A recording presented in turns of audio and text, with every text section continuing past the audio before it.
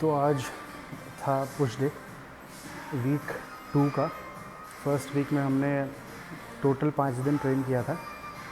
Push pull legs, push pull legs नहीं हुआ था, तो इस वीक के मंडे को मैंने करा था पुश लेग्स।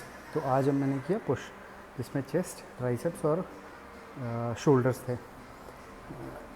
काफ़ी सालों के बाद में, या फिर आप कह सकते हो या फर्स्ट टाइम प्रॉब्ली, मुझे शोल्डर वर्कआउट करने के बाद में काफ़ी अच्छा महसूस हुआ। स्पेसिफिकली अगर मैं बोलूँ तो मेरे रियर डेल्ट्स, बिकॉज़ आज तक मुझे कभी भी, मैंने इतने बार एक्सरसाइज किया है, कभी भी मुझे ऐसा फील नहीं हुआ जहाँ पे मेरे जो रियर डेल्ट्स थे वो फायर अप हो गए हो। और टू बी ऑनेस्ट, ये बहुत कोई कॉम्प्लेक्स एक्सरसाइज भी मैंने नहीं किया। सिंपल सा bent over rear dealt fly, बस ये एक बेसिक सी चीज़ थी जो मैंने किया, जिसमें मेरे जो रियर डेल्ट्स थे वो फायर अप हो गए थे। एंड आपको मैंने शायद बताया भी होगा वीडियो में कई बार कि मैं जनरली एक बॉडी पार्ट का, अगर आप चेस्ट को अगर आप देखोगे या फिर किसी भी एक्सरसाइज को, मैं 2 सेट से ज़्यादा नहीं करता। जैसे अगर चेस्ट का मैं एक्सरसाइज लूँ तो 60 डिग्री इंक्लाइंड पे 2 सेट, 45 डिग्री इंक्लाइंड पे 2 सेट और फ्लैट बेंच पे 2 सेट डंबल से मैं करता हूँ। मेरा इशू हमेशा से दोनों साइड्स को लेकर रहा है, मेरा सिमेट्रिकल कभी रहा नहीं है। मोस्टली एक्सरसाइजेस में मेरे साथ ऐसा होता है, अगर मैं बारबल से परफॉर्म कर रहा हूँ कुछ, तो बारबल से परफॉर्म करने की वजह से मेरा जो फॉर्म है वो मुझे बिगड़ता हुआ नज़र आना शुरू हो जाता है। यानी कि मैं एक हाथ से ज़्यादा पुश कर रहा हूँ, एक हाथ से कम। मेरे बहुत माइनर अगर डिटेल में मैं देखूँ तो शोल्डर के इसमें और इसमें में थोड़ा सा डिफरेंस मुझे पता चलता है। ये जो है ना, ये प्रॉपर है। अगर इसकी अलाइनमेंट की बात करूँ तो ये ओवरऑल ओके है। यहाँ पे मुझे सारे मसल्स जो हैं वो एकदम बराबर फील होते हैं। बट यहाँ जो है ये केव्ड इन थोड़ा फील होता है ये, और ये जो शोल्डर है वो थोड़ा सा आगे की तरफ रोटेटेड है, यानी कि सीधा नहीं रहकर, मतलब ऐसे नहीं रहकर थोड़ा आगे बढ़ा हुआ है, ऐसा फील होता है उसकी वजह से। और एक चीज़ है कि जो रिब केज है उसमें ये यहाँ पे इस पार्ट में अगर ये सेंटर है तो इस जगह पे कोई बोन का ऐसे उभरा हुआ फील नहीं होता, यानी कि जैसा प्रोट्रूटेड जैसा कुछ फील नहीं होता। बट इस पोर्शन में ना ये एक ऐसा बोन है जो मुझे फील होता है ये बाहर की तरफ है, और ये हमेशा से रहा है। एंड मेरा ये मानना है कि हर एक इंसान के में बॉडी जो है 100% सिमेट्रिकल प्रॉबेबली नहीं होती। अगर बचपन में कहीं चोट लगी है, कहीं आप गिरे हो, मैंने ये पता नहीं कहीं बताया है नहीं, मैं एक बार गिरा था, जो घर के पीछे एक छोटी सी दीवार होती है, उस वक्त तो मेरे इस साइड पे थी, और उस समय मैं बहुत लॉन्ग जंप्स करता था, कुछ भी रख कर उसके ऊपर से कूदना है। लॉन्ग जंप कहते हैं हाई जंप आई गेस, तो बहुत करने की कोशिश कर रहा था। तो उसमें क्या हुआ, स्टम्प्स मेरे हाथ में था, विकेट्स स्टम्प्स जो है वो मेरे हाथ में था। एंड मैं जनरली नॉर्मली अगर कूदता उस दीवार के ऊपर से तो एक हाथ रखकर मैं कूद जाता था, काफ़ी हाइट थी फिर भी कूद जाता था। बट बेवकूफ़ बुद्धि, मैंने क्या किया, जैसे ही वो हाथ रखा तो मेरे हाथ में एक स्टंप थी, ठीक है, तो वो स्टंप बाहर के अंदर की तरफ थी एंड लेफ़्ट साइड से मैं कूद रहा था। पैर लगा और जब आगे की तरफ गिर रहा था वहाँ पे एक सूखा नाला था। सूखा यानी कि आप कह सकते हो गर्मी के मौसम में वहाँ पे पानी कभी भी नहीं आता था, एंड बारिश के मौसम में सिर्फ वहाँ पानी होता था। वो किसी से कनेक्टेड नहीं था, बस ऐसे बाहर में स्पेस बना हुआ था और वहाँ पानी कभी होता नहीं था, सूखे पत्ते थे। और अच्छी खासी उसकी विड्थ थी, अप्रॉक्सीमेटली आप कह सकते हो 2 फीट के आसपास। तो जैसे मैं कूदा तो सामने वाले एज पे यहाँ से मैं डायरेक्टली गिरा, तो चेहरे पर चोट लगी थी कुछ, बट स्पेशली यहाँ पे जो चोट लगी थी, यहाँ या इस साइड पे। बट क्योंकि एड्रेनलिन रश बहुत होता है एंड हम बहुत एक्साइटेड होते हैं, खेलने जाने वाला था मैं, उस वक्त हॉस्टल में रहता था, तो वो एक्साइटमेंट के चक्कर में मैंने ध्यान नहीं दिया और हम खेलने चले गए। और ये आई थिंक 2009 की बात है, बहुत भी छोटा भी नहीं था मैं। काफ़ी लोग उस उम्र में बहुत कुछ करने लग जाते हैं, बट मेरे लिए मैं काफ़ी छोटा ही था कंपेयर टू अभी मैं जो हूँ, जो बेवकूफ़ी मैंने उस वक्त करी थी उसके कंपैरिजन में मैं बता रहा हूँ। खैर, ये तो एक छोटी सी स्टोरी थी, बस ये बताने के लिए कि ओवरऑल जो मेरा सिमेट्रिकल बॉडी जो है वो ओवरऑल सिमेट्रिकल नहीं है, मुझे थोड़ा फील होता है।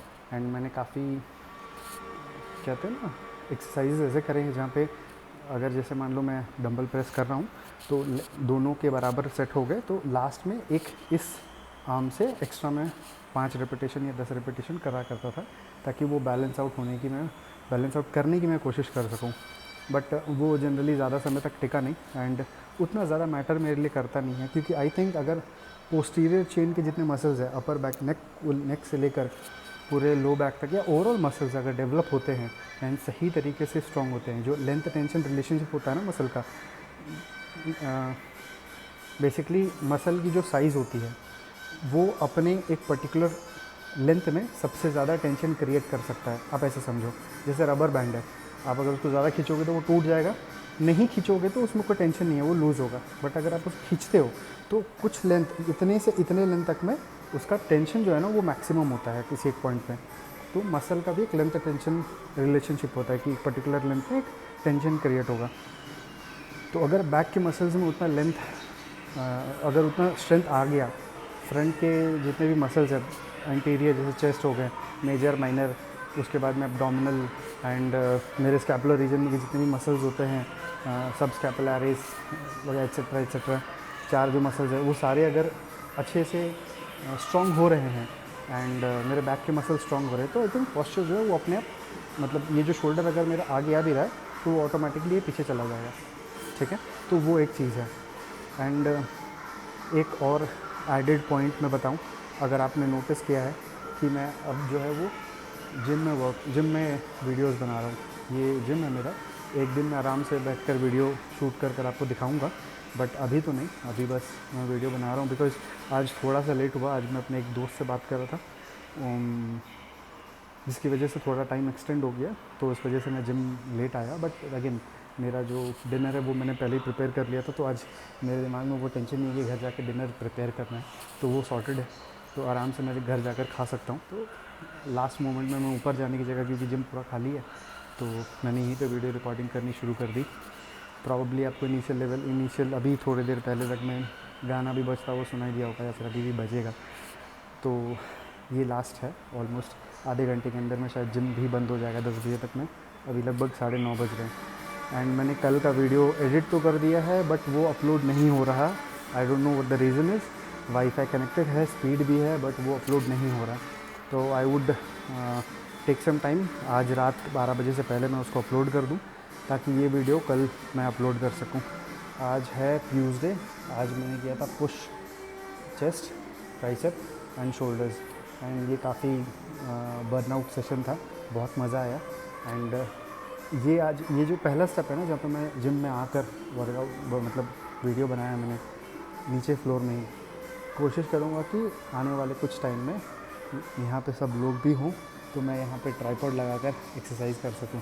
ये उतनी थोड़ी सी हिम्मत जो है वो धीरे धीरे आने लगे। तब तक के लिए हम आराम से वर्कआउट करते हैं, अपने मसल्स को तोड़ते हैं, फोड़ते हैं, प्रॉपर न्यूट्रिशन लेते हैं, अच्छे तरीके से प्रोटीन लेते हैं, अपने माइक्रो न्यूट्रिएंट को नहीं भूलते हैं, वो बहुत इंपॉर्टेंट है। हम जनरली प्रोटीन कार्ब्स के चक्कर में, कार्ब्स कम करना है, प्रोटीन ज़्यादा करना है, फैट कम करने के चक्कर में माइक्रो न्यूट्रिएंट्स को तो भूल ही जाते हैं। तो उस चीज़ को भी ध्यान रखना बहुत ज़रूरी है। एंड वेजिटेबल से मैं पूरा नहीं कर पाऊँगा, आई नो, बट उसको कॉम्पेंसेट करने के लिए एटलीस्ट फॉर अनदर 2-3 मंथ्स मैं कोशिश करूँगा माइक्रो न्यूट्रिएंट्स लूँ। स्पेशली आई फील कि मेरे बोन्स बहुत ज़्यादा स्ट्रॉन्ग नहीं है, तो vitamin D3, calcium, zinc, magnesium, इस तरह के और भी बहुत सारे सब, vitamin C. Vitamin C by the way, एक चीज़ मैंने बताना भूल गया कि मैं सुबह right upon waking up immediately 15-20 minute के अंदर मैं वॉशरूम वगैरह होकर मैं आंवला का juice, because high in vitamin C, आंवला से ज़्यादा आई डोंट थिंक किसी के अंदर में होगा इतना विटामिन सी, तो आंवला का जूस एंड एलोवेरा जूस, ये मैं अराउंड 25 to 30 ml दोनों के मैं आधे ग्लास पानी में मिलाकर पीता हूँ सुबह, एंड इट्स रियली बेनिफिशियल। मैंने एक चीज़ नोटिस करी है, मेरे ट्राइसेप एरिया में ना वो छोटे छोटे दाने जैसे हो जाते हैं, अगर आपको पता हो, अगर किसी ने नोटिस किया हो, वो किस वजह से होते हैं मुझे पर्टिकुलरली पता नहीं है। हो सकता है बेड के वजह से, या फिर ओवरऑल में भी बहुत सारे रीज़न हो सकते हैं कि बेड में धूल है, मिट्टी है। तो इवेंचुअली मैंने नोटिस किया था कि 2-3 महीने पहले जब मैं घर पे था, 2-3 महीने पहले से ज़्यादा ही, जब मैंने 3 महीने लगातार आंवला जूस और एलोवेरा जूस पिया, तो मैंने देखा कि वो दाने जो थे ना वो गए। सेकंड, मेरा जो स्किन था, आप नोटिस करोगे, यानी ये जो हार्श सा फील होता है ना फेस, उसमें बहुत बहुत बेनिफिट करता है। मे बी मैं ज़्यादा धूप में जाना मैंने कम कर दिया था, या फिर उसके साथ में ये, क्योंकि देखो आप एक चीज़ से सब कुछ आप एक्सपेक्ट नहीं कर सकते कि मैं जिम जाऊँ तो मेरा सब कुछ ठीक हो जाए। 10 अलग अलग तरह की चीज़ें करनी पड़ती है, तब ऑलमोस्ट बैलेंस रहता है। तो अगर आप अपने स्किन के हेल्थ का ध्यान रखना चाहते हो, अपने हेयर हेल्थ का, ये बियर्ड का ध्यान रखना चाहते हो, आप चाहते हो कि आपके लिप्स अच्छे रहे, आपके स्किन अच्छी अच्छी रहे, ये आप में देख सकते हो मेरे dark circles, almost 13 year 12 year से मेरे डार्क सर्कल्स हैं। मैंने कभी ध्यान दिया नहीं, कोशिश करी हटाने की, कुछ कुछ क्रीम्स वगैरह लगाए डार्क सर्कल्स हटाने के, बट मेरा स्लीप पैटर्न हमेशा से बुरा रहा है, एंड अनहेल्दी ईटिंग हैबिट तो वो हमेशा से रहा ही है। उसकी वजह से मेरा डार्क सर्कल्स ऑलमोस्ट 2000 एंड पता नहीं 10, आई थिंक 10-11 से, तब से है मेरा डार्क सर्कल्स। एंड काफ़ी समय तक मैं चश्मे भी पहनता था, अब तो छोड़ दिया मैंने, बट जब चश्मा पहनता था बहुत माइनर सा है, 0.25 समथिंग, -0.25, 0.25, तो उसकी वजह से भी डार्क सर्कल्स बहुत ज़्यादा, मुझे लगता है ऐसा, पता नहीं, चश्मे की वजह से शायद नहीं होता हो, यहाँ मार्क्स आ गए थे मेरे पूरे।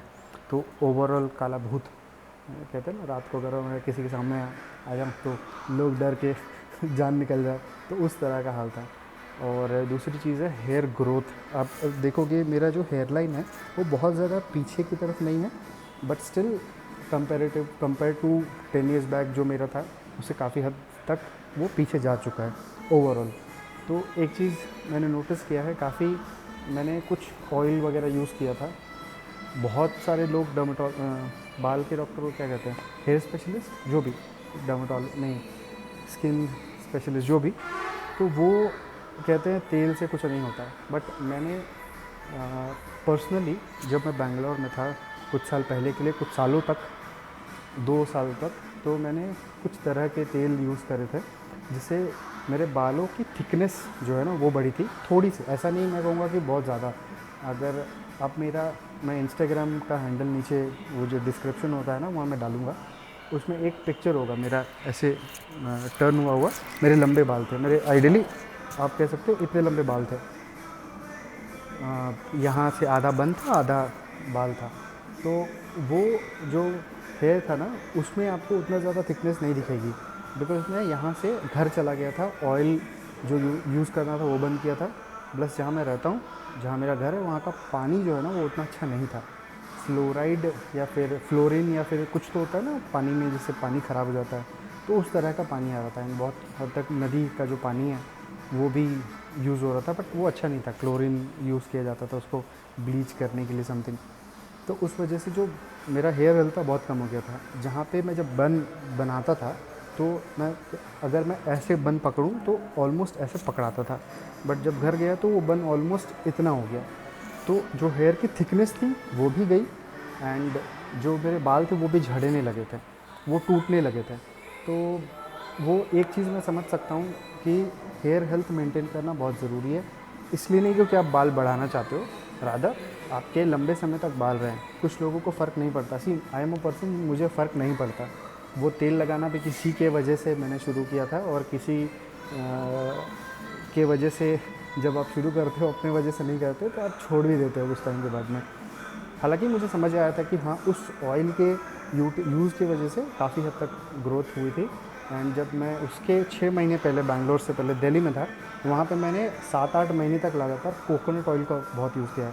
सी I have used coconut oil for almost 4 years और 3 ईयर्स, एंड उस ड्यूरेशन में मेरी स्किन की हेल्थ, मेरे आप कह सकते हो ओवरऑल बहुत सारी चीज़ों में बेनिफिट हुआ है, फेस के, पूरे बॉडी के, हेयर हेल्थ के, काफ़ी हद तक इम्प्रूव हुआ है। आप अगर यूज़ कर सकते हो, अगर आप ऐसे जगह पे रहते हो जहाँ पे टेम्परेचर एक्सट्रीम हॉट या एक्सट्रीम कोल्ड नहीं है, कोल्ड में तो डेफिनेटली आप यूज़ कर सकते हो, दिन में 2-3 बार यूज़ करना पड़ेगा आपको, बट अगर आप बहुत एक्सट्रीम हॉट टेम्परेचर में रहते हो, केरलाइट्स यूज़ करते हैं, पता नहीं नॉर्दर्न पार्ट के लोगों को अगर मैं सजेस्ट करूँ तो पता नहीं वो कोकोनट ऑयल यूज़ करें या ना करें अपने हेयर के लिए और बॉडी के लिए। मैंने 3 साल यूज़ किया, दिल्ली के एक्सट्रीम गर्मी में भी यूज़ किया मैंने, बैंगलोर के ओके एनवायरनमेंट में भी मैं यूज़ करता रहा हूँ ऑलमोस्ट 1.5 साल तक मैं, और घर जाने के बाद भी। बट आपकी वाटर की क्वालिटी, मतलब जो पानी आपके टैप पे आता है नहाने के लिए, वो कैसी है वो भी मैटर करता है, टू बी ऑनेस्ट। तो ये एक बहुत ही मिसलेनियस ओवरऑल टॉपिक। ऐसा तो मिसलेनियस हमेशा टॉपिक रहेगा ही मेरा, कभी एक फ़िक्स टॉपिक नहीं रहेगा कि आप ये कर रहे हो वो गलत है, आप ये करोगे तो ये हो जाएगा, वो मेरे से नहीं होगा। मैं अभी कुछ दिन पहले देख रहा था कि कैची जो है, जब आप वीडियो ओपन करते हो, if you don't do these 4 things you might lose your muscle, if you don't do this. तो ये जो है ना, वो मुझसे नहीं हो पाएगा। इसलिए नहीं कि आई एम इनकेपेबल, बट उस तरह के कैची और ट्रिकी चीज़ें करना मे बी मैं 1 साल बाद स्टार्ट कर दूँ। इस भरोसे में मत रहना कि मैंने बोल दिया तो मैं कभी ना करूँ, बस मन नहीं करेगा, आप ऐसा कह सकते हो। मेरा मन बिल्कुल नहीं मानेगा। मे बी आज नहीं आता है, नहीं समझता हूँ मैं बहुत सारी चीज़ें वीडियो को लेकर, या फिर पब्लिक क्या डिमांड करती है। बिकॉज़ ये वीडियो कौन होगा, मैं खुद ही अगर कोई ऐसे बैठ के बात कर रहा होगा तो प्रॉब्लली उसकी बात ना सुनो ज़्यादा देर तक, 17, 18, 20 मिनट तो कभी नहीं। तो हो सकता है उस कैची चीज़ों को बोलना शायद ज़रूरी है। तो आई विल ट्राई। अगर कोई ये वीडियो देखने के बाद में मैं जब बोलने लगूँ वो वीडियो देखे, हंसी ज़रूर आएगी। हंस लेना भाई या बहनों, जो भी अंकल आंटी जो भी देख रहे हो, हंस लीजिएगा। बट ये चीज़ समझें आप कि हमारी रिजिड मेंटालिटी कभी कभी हमें, कहते हैं ना जड़ बुद्धि, रिजिड मेंटालिटी जो होती है हमें कभी कभी दबा कर रख देती है। पत्थर जो है ना पानी में डूब जाता है, कभी कभी आपको लकड़ी जैसा बनना पड़ता है, लकड़ी की तरह तैरने के लिए। ज़्यादा भारी होगे तो दब जाओगे या धंस जाओगे या डूब जाओगे। तो अभी मैं वैसा जड़ बुद्धि का ही हूँ अभी फ़िलहाल, कि मैं चेंज नहीं करना चाह रहा। प्रॉबेबली अगर मुझे एडिटिंग आई, मैं वीडियो के बारे में ज़्यादा जानने लगा कि कैसे उस कैची फ्रेजेस को यूज़ करते हैं, एंड गलत तरीके से नहीं, ऑब्वियसली अच्छे तरीके से, ताकि उसका यूटिलाइजेशन अच्छा हो सके, आप लोगों तक सही मैसेज पहुँचे।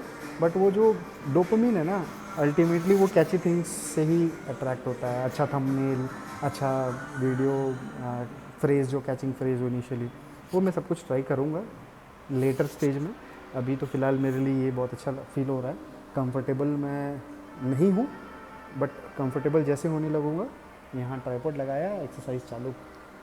आप कुछ दिन के बाद में इसी बारबल पे, कहाँ गया, इसी बारबल पे मुझे प्रोबेबली स्मिथ मशीन स्क्वाट लगाते हुए देखोगे, उसी लेग प्रेस मशीन पे एक्सरसाइज करते हुए, लेग एक्सटेंशन मशीन पे। ये आज तक मुझे नाम समझ नहीं आता, बट ये एबडक्टर और एडक्टर को ट्रेन करता है। मशीन भी शायद वही होगी एबडक्टर वाली, abductor muscle, adductor abductor machine. तो अगेन अगेन ये थोड़ा सा लंबा मैंने खींच दिया, बट एनीवेज़ ये वीडियो को मैं यहाँ पे एंड करूँगा, और हम मिलते हैं कल।